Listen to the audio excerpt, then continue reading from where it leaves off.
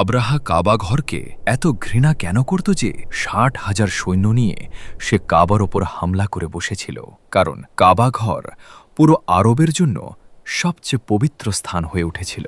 সারা আরব থেকে মানুষ মক্কায় আবাদতের জন্য আসত, যার ফলে কিছু মানুষ অনেক টাকা আয় করছিল।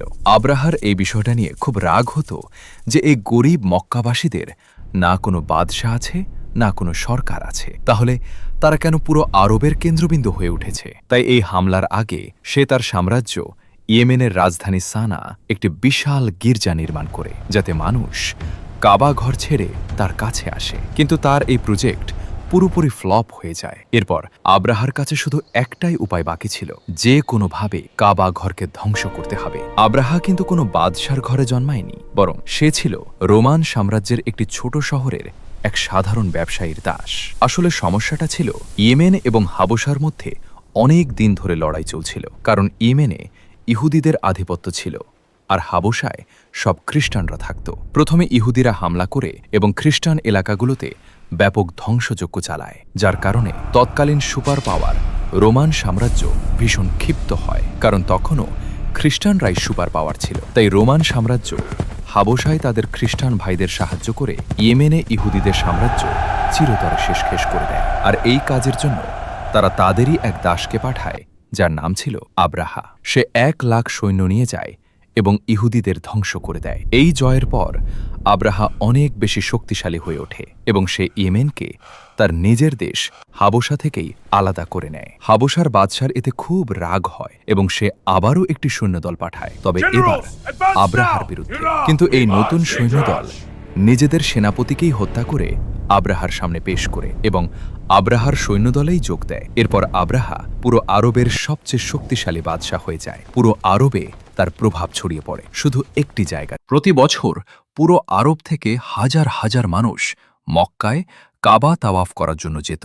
আব্রাহা ভাবল, এটা আর এমন কি বড় ব্যাপার, আমরাও একটা বানিয়ে ফেলি। তাই সে তার রাজধানীতে একটি জাঁকজমকপূর্ণ গির্জা নির্মাণ করে, যেটাকে সে সারা দুনিয়ার হীরা জহরত দিয়ে ভরিয়ে দেয়। এই ভবনটি ছিল পুরো আরবের সবচেয়ে সুন্দর এবং আকর্ষণীয় ভবন। আরবরা এর আগে এমন কোনো জিনিস দেখেনি, কিন্তু কেউ এর ইবাদতের জন্য আসলো না। সবাই সেই পুরনো কাবা ঘরের দিকেই যেতে থাকলো। এত খরচ আর এত কিছু করার পরও আব্রাহা যখন ব্যর্থ হলো, তখন তার কাছে শুধু একটি জড়ো করে কাবার ওপর হামলা করে বসে। এতক্ষণ আমি যে গল্পটা বললাম তা শুধু ইসলামই নয়, বরং ইতিহাসেও লেখা আছে, যা পুরনো আমলের আরবি শিলালিপি থেকে নেওয়া হয়েছে। ওইসব লিপিতে আব্রাহা যে একজন অনেক বড় বাদশাহ ছিল তার প্রমাণ আছে, কিন্তু তার মক্কায় যাওয়ার কোনো উল্লেখ নেই। তবে সাম্প্রতিক গবেষণায় এমন কিছু ইহুদি শিলালিপি পাওয়া গেছে যাতে পরিষ্কারভাবে লেখা আছে যে আব্রাহা একটি জায়গায় হামলা করেছিল এবং সেখানে সে চরমভাবে পরাজিত হয়। তাই এখন বড় বড় ঐতিহাসিকরাও এটাকে মক্কায় করা সেই হামলা হিসেবেই স্বীকৃতি দিচ্ছেন, যে হামলায় আব্রাহা তার সাথে বেশ কয়েকটি হাতিও নিয়ে গিয়েছিল। আরবরা জানত যে তারা এদের মোকাবিলা করতে পারবে না। কিছু গোত্র যুদ্ধ করার চেষ্টা করেছিল, কিন্তু আব্রাহা তাদের বলে যে সে কোনো রক্তপাত চায় না, সে শুধু কাবা ঘরকে ভেঙে ফেলতে চায়, যাতে মানুষ কাবা ছেড়ে তার গির্জায় আসে।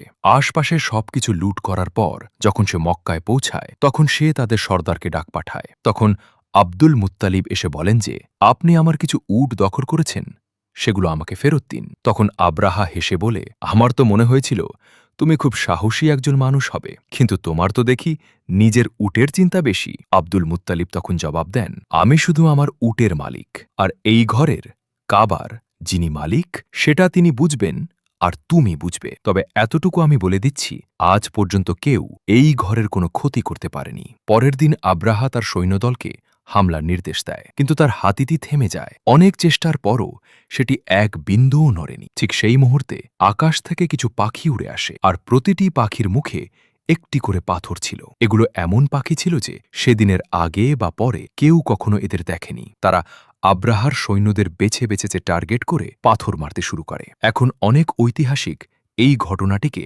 চরম মাত্রার গুটি বসন্ত বলে আখ্যা দিয়েছেন, কারণ যেমনই পাথরটি তাদের শরীরে লাগত তারা চুলকাতে চুলকাতে নিজেদের শরীরের গোশতই খুশিয়ে ফেলত, এমনকি কিছু মানুষের হাড় পর্যন্ত বেরিয়ে আসে। এই ভয়ঙ্কর অবস্থায় সৈন্যদলটি পিছন ফিরে পালায়, আর আব্রাহার ৬০,০০০ সৈন্যের বিশাল বাহিনী পুরোপুরি ধ্বংস ও বরবাদ হয়ে যায়। মক্কার কুরাইশদের এই জয়ের খবর পুরো আরবে ছড়িয়ে পড়ে, আর কুরাইশরা আরবের নতুন নেতা হিসেবে আত্মপ্রকাশ করে। এই ঘটনার পর পুরো আরব থেকে লাখ লাখ মানুষ কাবার তাওয়াফের জন্য আরও বেশি করে আসতে শুরু করে।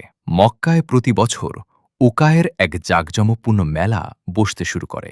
মক্কাবাসীদের ধন সম্পদ দ্বিগুণ ৩ গুণ হয়ে আকাশ ছুঁতে লাগল। কিন্তু ঠিক এই বছরেই হঠাৎ একদিন ইরানের সবচেয়ে বড় মন্দিরে যে আগুন বছরের পর বছর ধরে জ্বলছিল তা নিভে যায়, আর ঠিক সেই দিনেই মক্কায় এক এতিম শিশুর জন্ম হয় যার নাম মুহাম্মদ সাল্লাল্লাহু আলাইহি ওয়াসাল্লাম।